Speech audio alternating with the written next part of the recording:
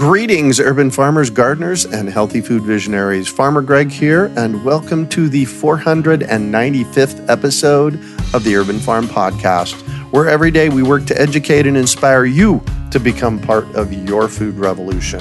Hello, everyone. I want to take a few minutes to talk to you about how we make the Urban Farm Podcast come to life. My team and I pour our time, hearts, and dollars into every episode to bring you food-growing education and inspiration every week, and we love doing it. I see firsthand how food growing changes people's lives for the better, and I've made it my mission to spread the knowledge far and wide. By creating this podcast, I have the great privilege of interviewing some absolutely amazing people and providing a platform for you to learn from their experiences and expertise. The impact that this work has on the global food consciousness community is extraordinary. This is all thanks to my team and their efforts. 5 of us that work every week to find guests, set up interviews, write out questions, prepare show notes, edit episodes, and more. We've tried partnering with companies and running ads to pay for our work, but something about the ad model just doesn't feel right to me. If I'm advocating for something, I want it to be something I truly love and believe in. So I've decided to try a different model, one that I believe is possible to pay our team and bring even more value while keeping the podcast free and accessible to everyone. So instead of selling ads, we have created the Urban Farm Podcast Patron program. If you find value in our podcast, you can go even deeper by becoming a member of our Patron community. In exchange for subscribing, you will receive content and bonuses far beyond the free podcast episodes we offer. No matter what level you subscribe at, I'm committed to making sure the value you receive goes far beyond what you contribute. Did you know that the Urban Farm Podcast is not my first? Over a decade ago, my friend Amy and I hosted the Freshly Green podcast, 50 episodes of everything green. As an Urban Farm Podcast patron, you will get access to them, plus cool things such as discounts on Urban Farm U online courses and access to our private Facebook community where you can interact with other food growers and share stories and advice. My favorite offering for our patrons is our monthly Q&As with Urban Farm U's Advanced Gardener team, where we answer your questions live. It's basically having your own private gardener at your fingertips. I'm excited for the mutual exchange that comes from this model. And when you support the Urban Farm Podcast, we support you to take your garden to the next level and beyond. The Urban Farm Podcast will remain free, and I hope that those of you that believe in what we're doing and are excited by our patron benefits will take advantage of what we're offering. I truly believe this model of support will be a win-win all around. For more details about member benefits and to sign up to pledge your support, go to urbanfarmpodcast.org. Thanks for sticking with me through this message. Now let's get to the episode.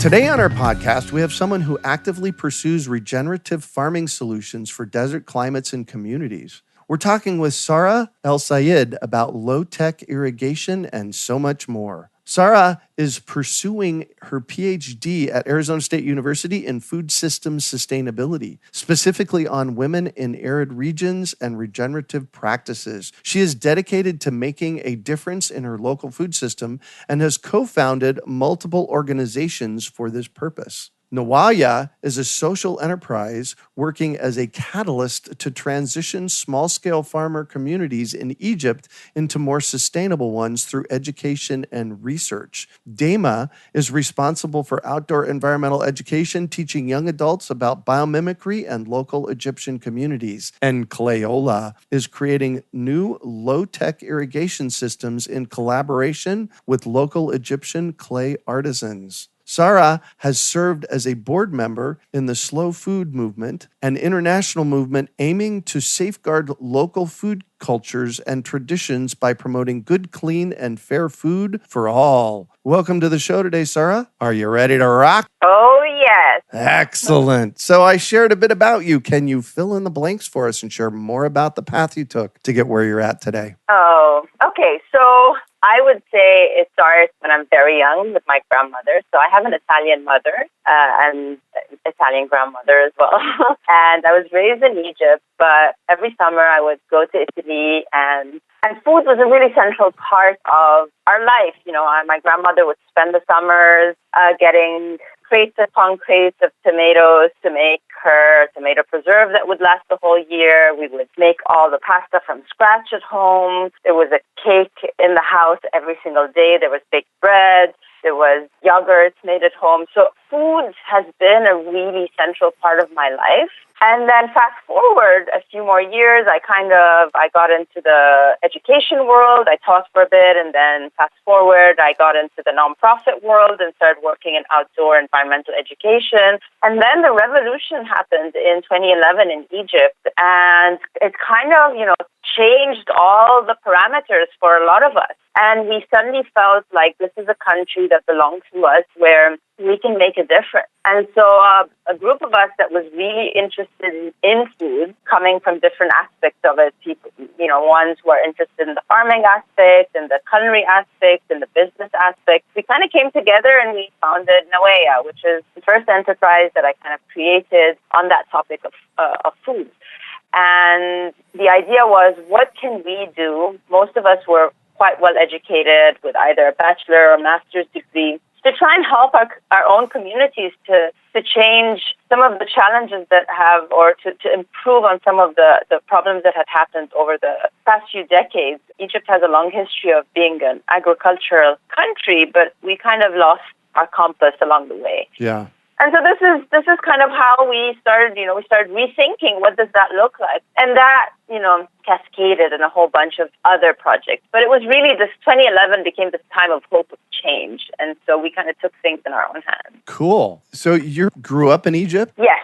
I was born and raised in Egypt, and up until 2 years ago, this is where I lived all my life. I just moved 2 years ago to join the ASU community, Arizona State University, so that I can pursue my Ph.D. in sustainability, in food system sustainability. Why is the food system so important to you? For many different reasons. So one, food is essential for every one of us. And being brought up in this Mediterranean kind of basin, so Italy on one side, Egypt on the other, I was raised with food being part of my culture. It's not just a necessity. It's not something that I need to fuel me. It's not a fuel, but it is a way of identifying who I am. And so it is what brings us together in Ramadan to celebrate at the end of the day of a fasting day. And so a way of us to communicate together. It is a way in Italy to know what our roots are. So for me, food is a matter of identity. However, I feel that along the way, we've lost a little bit of that compass. And that has really been exacerbated, I think, with an industrialized agriculture system that puts at the focus this idea of quantity and of having, supermarkets that are full to the brim with products, but in reality, often are lacking in nutrition, are lacking in flavor, are lacking in stories. And I think, to me, it is about looking at the whole system, from how the product is grown and who grows it and why they grow it and what the conditions are to grow it, all the way to how it's being processed, who's cooking it, how is it being presented to people, who shares it, and also where does it end? Is it ending in a landfill?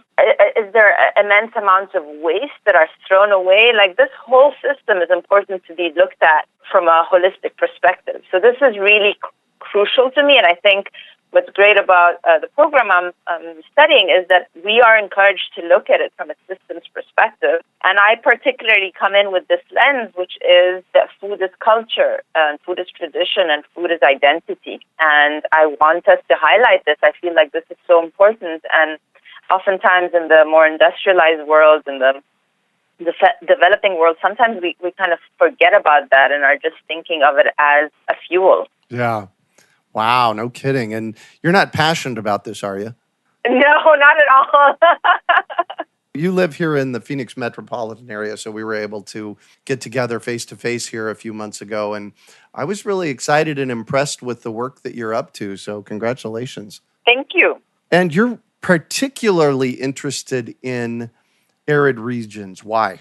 So, for many different reasons. One, I happen to come from one of the arid regions, and these are just defined as regions that generally get little rainfall, so 10 inches per year or less. I happen to come from one that only has almost an inch. Wow. Just to give you a comparison, Phoenix has 8 inches, and Tucson maybe about 12 inches a year on average. Right. So large parts of the world have that kind of condition. Very little rainfall, very high temperatures and radiation, soil conditions that are quite either low organic matter, low ability to absorb, and things like this. And so this is, from a geographic perspective, these are large parts of our world are like that, and so are pertinent for us to be looking at. But then there's another layer to this, which is with a lot of the climatic changes that are taking place with the increase in temperature, as well as a lot of habitat destruction. I mean, what's happening in the Amazon as we speak, the fires that are taking place, does lead eventually to kind of desertification in some cases. And so it is important to know how you can rehabilitate this kind of environment. So for me, the idea of studying arid regions is one, important because that's my bioregion, but it is important for our future if we want to find ways that are regenerative to live in these potential areas that we have destroyed. So this is why this is important to me. Perfect. And you use the word regenerative, and whenever somebody uses permaculture or biomimicry, I'll ask you about that in a minute, or regenerative, I'd like for them to define it. Tell us what, in your mind, regenerative means. So the word regenerative is used often in many different fields, particularly in medicine. The idea of regenerating cells and, like there's regenerative medicine. But this is a different space that I'm talking about. So if we think of the word sustainability means something that is sustained, which is important. You're trying to keep it going. You're trying to maintain it as it is. However, the way I see it is that we have created quite a bit of destruction over the past 100 or so years. And so to sustain something is not sufficient. We need to be net positive. So what sustain means is that you're keeping it at a zero, What regenerative means is that you're adding positivity. You're making it more than just sustained. And therefore that, if we're thinking of it as an equation, would kind of balance out the negativity that we've created on the earth. And so, practices on the farm that are not just about producing food that can feed you, but that can feed the microorganisms and can feed the birds and create ecosystems. So the idea of regeneration is that I'm not just doing the bare minimum to keep it going, but I'm actually thinking of how I can make this whole area flourish. And the whole area being the people that live on it, the microorganisms, the wildlife that lives on it, and then potentially also, when you create these kind of microclimates, you can be changing some of the local weather patterns, keeping moisture closer to the ground and therefore not needing as much water, for example. Yeah. Wow. And when this whole notion of arid that we've been talking about, you mentioned low organic matter in soil. And I know that we have less than 2% organic matter in the desert here. I'm sure it's that or less in all arid parts of the world, right? Yeah, I mean, obviously this is the case. However, you do have certain situations that change that. So, for example, in Egypt, we have the Nile River. So the Nile River is this river that flows from all the way from Ethiopia and Uganda all the way north to Egypt. And as it does that, it brings with it a whole slew of minerals known as silt. And then they, every year when we used to have an inundation, they would come in and flood the banks of the river and bring in this fertile silt that you could then grow on. However, like you can see in many parts of the world, including the Southwest, you have a lot of dams that have been built up, and we have one in Egypt, and that has stopped this kind of more natural flow. Oh, yes. So not only do you have low organic matter, but you also have natural processes that would usually bring bring in silt and bring fertility that are also being hindered. So we're really exacerbating kind of the situation in many parts of the world. And of course, dams come with advantages. I'm not underestimating their importance. However, we really need to evaluate how they look like, what their structure is. We should be at a time where we're thinking of dams in a different way, I think. Yeah. Wow. Perfect. And so real quickly, because I promised our listeners, biomimicry. Tell us what that is. Biomimicry is a wonderful field that I think has existed forever, which is essentially looking intentionally at nature and its processes and systems and emulating that and mimicking it to create systems or create products that are nature-inspired, but in essence are sustainable. And this term kind of came into being with Janine Benyus's book in the 90s. And ever since then, it's become a field. And so ASU is lucky enough to be one of the few universities in the world, actually, that offers full-on programs, master's degrees, undergraduate certificates, and a whole slew of things. And so I'm lucky to be part of that group. But biomimicry is really becoming a lot more popular. And the idea is to look at how nature does things and try to emulate that, because nature does it in a whole other way. So, some of the simple examples that exist out there are the lotus leaf is a plant that needs to photosynthesize, but it's a flat broadleaf that sits on the water, and it needs to stay clean, but it's flat. And so you would think that debris falls onto it and just, creates a layer of dust on top of it. However, what happens is because of the morning dew or because of some of the rains that exist, what happens is that the water collects these particles and easily removes them from the leaf. So constantly having a very smooth surface. And that's because of its nanostructure. And so companies have looked at that and said, can we create a paint? Can we create other products that are self-cleaning, inspired from that? So nature doesn't have detergents. It's not there trying to get rid of things. It just keeps it clean because of its nanostructure. So it's a whole other way of just seeing things. And this is just one example that looks at form. Wow. But there are tons of examples that are looking at how a whole system works. You have wetlands that keep our water. So there are also companies that are looking at how can we keep water clean in our house and bring it back and cycle it in using inspirations from wetlands, so on and so forth. So the idea of biomimicry is let's go out there and see how nature has done this for the past 3.8 billion years and learn from it. Cool. And you also mentioned products. And really the reason I wanted to connect with you today is for your product called Clayola. First of all, it's a brilliant name. I love that name. Tell us about what Clayola is and what your intent is with the organization. Clayola is a reinterpretation of a pretty ancient product that has existed for maybe 4,000 years in North Africa and I believe also in China.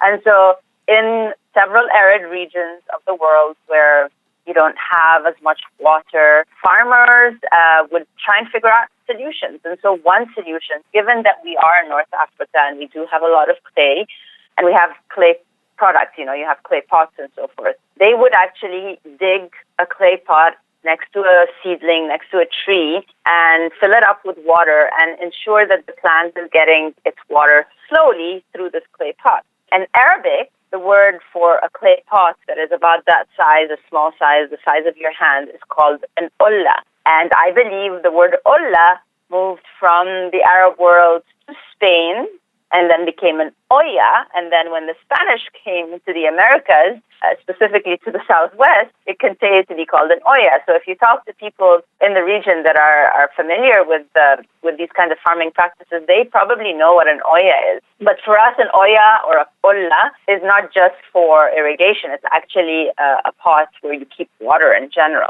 So what we did is we did a bit of a modification in it. We kind of integrated it with drip irrigation system, and so we modified it so that it's a mix between a drip irrigation system and an olla system, and it's also glazed on the top to make it also look beautiful. So it's a little pot that fits in so it's a pod that fits in your pot, your planting pot, and the idea is that the plant itself, its roots start absorbing the water it needs, and so each plant that has its own Clayola pod will take whatever it needs, and the whole system continues to have water in it. And so you don't actually need to refill these pods. You just need to have a basin that's connected to them that has water in it all the time. And so we basically set it up because we were like, okay, I travel for a week or a couple of weeks, and I need my beautiful plants at home to stay hydrated. And I don't want to use a lot of energy. So we came up with this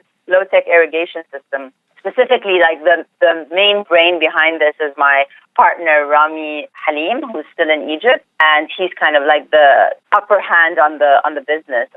Now that I'm here, I have a little bit less work than he does. Wow. So essentially, this is a clay pot that you put in next to the plants in the dirt that seeps out, and over time it drips out water. Exactly. So it is a pod that kind of looks, it's a tapered pod, so it's as if it's a cup that you're inserting the soil, but it's tapered, and then it's closed from the top and has the tubes of an irrigation system. The whole thing is glazed from the top so that water doesn't evaporate from the top. But the part that's in the soil is porous, and so what happens is the plant has its roots, and the roots start gathering around the pod itself and start absorbing the water that's seeping out of it. But what's amazing is that the plant knows how much water it needs, and so it will only absorb what it needs. So it's great in terms of not wasting too much water because the plant takes what it needs, and you're not worried of overwatering or underwatering.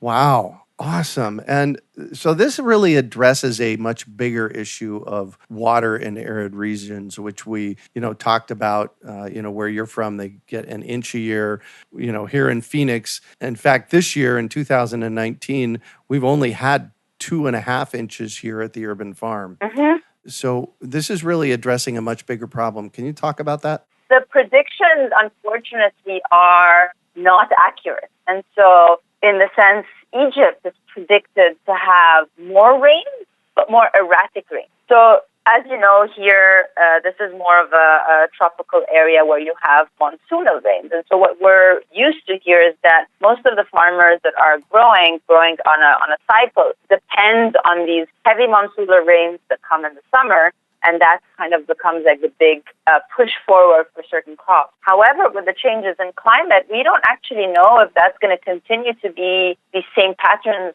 whether they're going to continue to stay or not. Like I was saying, Egypt, a country that is currently receiving about 1 inch of rain a year, is predicted to have more, but it's not necessarily coming in at the times where we want the rain. It might be coming in when the fruits are flowering, and so rains come down really heavy, and the flowers actually fall, and so they never develop into a fruit. Sorry, I meant the trees are flowering, and so with the rains, it would harm the flower and it fall down and would never develop into a fruit. Yeah. So the challenge right now is the fact that we don't actually know what the rains are going to look like. Which is quite a challenge. Right, yeah. Because, I know here in Phoenix, we really rely on our monsoon rains, which we've essentially gotten none of this year so far. Mm-hmm. Well, that is awesome. Thank you for, first of all, doing that and creating them and bringing this technology to the world. I absolutely love it. And tell us, where do we find out more information about Clayola? And if somebody wants to get some, how do we get them? Perfect. So we have a website called ClayolaEgypt.com, and that's spelled Clay, CLAYOLA, Egypt, EGYPT.com. And there you can see a video about how it actually works, and you can see a lot of great pictures. You can order directly from the website, or you can just email me at saraels@gmail.com. And if you're interested, we also have a Facebook page. We're on Instagram, so you can check us out, also Clayola Egypt. And that's how you order them. You just go on the website or email me directly, and that's it. Cool. So I'm going to shift on you, and I'd like for you to talk about a time you failed, how you overcame that failure, and what you learned from it. I generally don't like that word, failed, because I always feel like that's everything... why I throw it in here. But I always feel like everything's a learning curve. So, I'm not someone who gives up, but I I will say that, I pause momentarily, like it sets me back momentarily. I always think of it as, like just something that pushes me forward a bit more. But the one thing that I can remember in relation to my work was a few years back, I had told you that, there's a group of us that got very interested in food issues in Egypt. And as part of our outreach, we decided to do something quite public. So we did a campaign about local seeds, and we did something called a seed bombing campaign, or seed balls. And we went out into the city and mobilized quite a bit of people. We did these great balls of seeds that had in the native types of plants, and we just threw them in all the different empty plots and parks. And it was great. We got great publicity. People got very excited. We got the momentum going. However, weeks later, we realized that a lot of the gardeners that work in these gardens had weeded out all the ones that actually sprouted. And so They did what? They weeded out? They thought these were weeds. And so they went out and started pulling out all these beautiful plants that were native plants that we had bombed all over Cairo and took them out. And it was a disappointment. It felt like, we had brought a lot of momentum, but then failed because we hadn't actually worked with the people who are closest to plants, Yeah. But what it did is that it just intensified the need to actually directly work with farmers, with gardeners. And so it shifted a bit of the work that we were doing to realize that the people closest to food are the farmers, the gardeners, and so it's most important to work with them. But it felt like a failure at that moment because we had done such a big, we had invested so much energy in getting these seed balls out there and to get the momentum going and so forth. Well, yeah, and that's, really that comes down to education, I guess, right? Right, exactly, yeah. And what do you consider your biggest success? So I would say one of my biggest successes is the work I did with Nawaya and the small-scale communities that we've been working with across Egypt, and specifically in valorizing the food heritage. So one of the challenges we have in rural Egypt is that, you talk to any tourist that comes to Egypt, they probably rarely have heard of Egyptian. We have tons of Egyptians here in the U.S., but you've probably rarely heard of Egyptian food because in a sad kind of way, we're not very proud of our food. It's kind of seen as something that happens inside the homes. It's a very domestic thing, but it's not valorized as much. And so I think one of the biggest successes has been giving people the opportunity to see the value of some of their foods and their food heritage and bringing it to new markets, which is something that we did with Nawaya in Egypt over the past 10 years. And so this is a big success. So it was a series of different things. So the rediscovery of certain breads that were only found in certain homes, but actually bringing them to a local market, I would say this is my biggest success. Wow, nice. And you've done a lot of cultural change work, it sounds like. And I know it takes a lot of energy, and that's a huge success. I'm going to do a virtual high five for you on that one. High five back. And what drives you? I think it's pretty clear from my message. I would say food and all aspects of it, like growing it, learning how we can regenerate it, cooking it, experiencing different flavors, ways of sharing it, how we sit together and get together around food. I mean, I think food just drives me. If it's not clear up till now, that's my biggest drive. Good food. Nice. And if you could recommend one book for our listeners, what would it be and why? So hard. Oh, I know. So many good books. Can I do two? Oh, sure. Okay.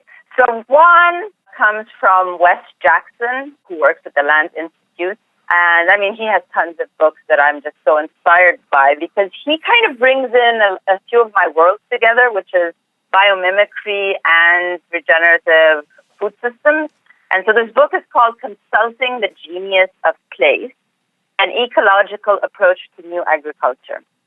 And he's just got a brilliant way of talking about how we can change some of the most harmful places of agriculture, which is in producing grains. So grains are the most important agricultural product. They represent about 80% of our food. Right. And he puts together a whole new approach that revolutionizes kind of 10,000 years of agriculture in the grain world. So I really recommend this. It's a really interesting book, and it's a lot of fantastic research that they've done. That's one. Cool. And then another one that I really love is by another researcher, but this one is a microbiologist. His name is Rob Dunn, and it's called Never Out of Season: How Having the Food We Want When We Want It Threatens Our Food Supply and Our Future. Again, a really interesting kind of historical narrative, scientific narrative of some of the most important foods that we have on our table today, from, bananas to cacao to coffee to some of the most important great products, and their history and their trajectory, and why we should not just have all these foods all the time, and what it means to our planet, actually. So it's a really, really interesting read, too. They're both agriculture and food books. Yeah, a little bit of research based too. Cool. But they're easy reads. They're not scientific. So they are scientific in the sense that there's science in them, but they're easy reads. Cool. And if you had one final piece of advice for our listeners, what would it be? It would be to get off the phone and get together and be together, practice generosity, share food with strangers, grow a community garden, just be human beings together. I feel like we are missing a lot of that right now. We've become a technological world which is driven by social media and so forth. I mean, even the podcast is one of them, but maybe listen to them together. I love taking my kids in the car and listening to podcasts and then discussing them, but I feel like we need to share a little bit more and practice a bit more generosity. We need to be interfacing together. And food is a good way of doing that. Yeah, when you started sharing about that, I had this picture recently in my mind. I was at a restaurant, and there were two couples sitting at a table. All four of them were sitting there playing on their phones and not paying attention to each other. And it's like, I just shake my head, smack myself, and say, oh, what are we getting into? Exactly, yeah. And at the end of the day, people are on their phone because they actually want to interact with others. Like the social media is that. You're interacting with other people, right. And so let's just do that sometimes. Yeah. Well, thank you so much for joining us on the show today, Sara. Oh, I'm so grateful. Thank you. And how can our listeners find you and find Clayola? So Clayola has a website called clayolaegypt.com. And if someone wants to just reach out to me and ask me for any questions for Clayola, Nawea, or regenerative food systems, just shoot me an email. My email is Sara, SARAELS, @gmail.com. Excellent. You can also find show notes from today's podcast at urbanfarm.org/Clayola. Hey, if you've enjoyed this podcast and are interested in listening to my first podcast series, Freshly Green from 2007, you can subscribe to support the Urban Farm podcast. With that, you will have access to Freshly Green and so much more bonus content. Visit urbanfarmpodcast.org to find out more and to pledge your support. We hope you enjoyed today's episode of the Urban Farm Podcast. Remember to listen for tips, advice, and resources to help you on your journey with urban farming. You can find us on the web at urbanfarm.org or send us an email to podcast@urbanfarm.org. In the words of Vincent van Gogh, great things are done by a series of small things brought together. Be encouraged that with each lesson learned and skill developed, you are one step closer in the direction of your dreams.